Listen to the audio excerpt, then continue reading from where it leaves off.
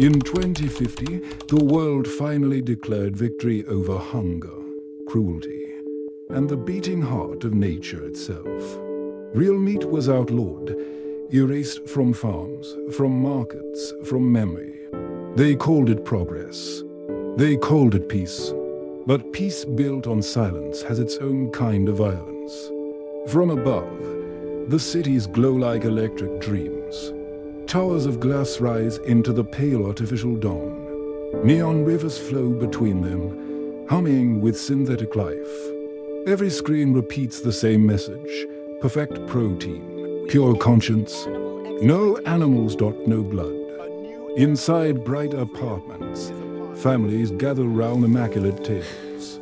They smile, they laugh, but their plates are too perfect, their flavors too clean.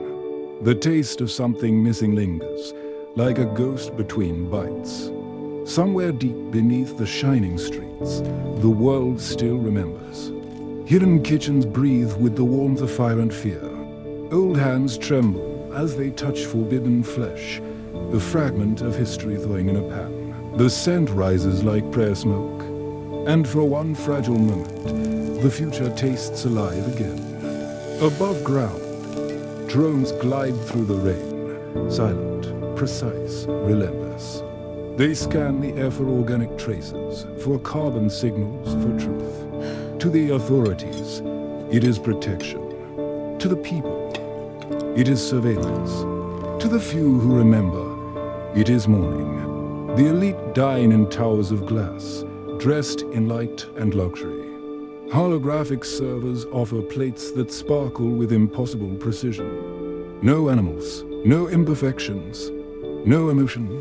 They raise their glasses to a cruelty-free world, never realizing how much cruelty hides in the act of forgetting. Outside those towers, a girl watches an old recording, her grandmother's hands turning meat on a fire, surrounded by laughter and sunlight.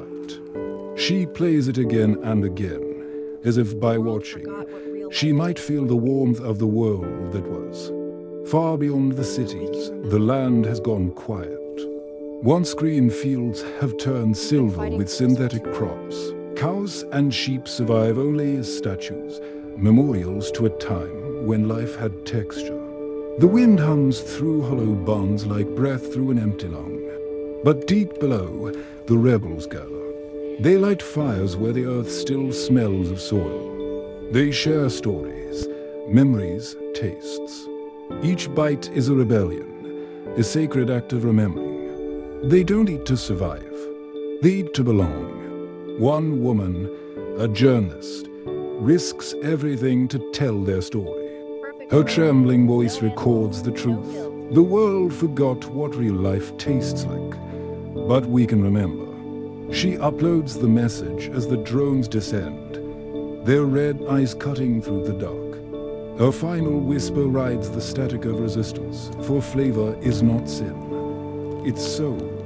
And then silence. A single bar flashes, upload complete. Moments later, the world begins to flicker. The perfect screens crack, and for the first time in years, people see the truth. Fields. Animals. Sky. Life. Not simulated, not engineered, alive. In the streets, some cry, some reach out to touch the light, and some simply stand, remembering the warmth of something real. Because the world can ban meat, but it cannot ban memory. It cannot erase hunger for truth, or the quiet ache for what once was alive. And as dawn breaks over a city built on glass and guilt, a single ray of sunlight cuts through the fog, pure, imperfect, human. Stay until the end. A glimpse of our next story awaits you.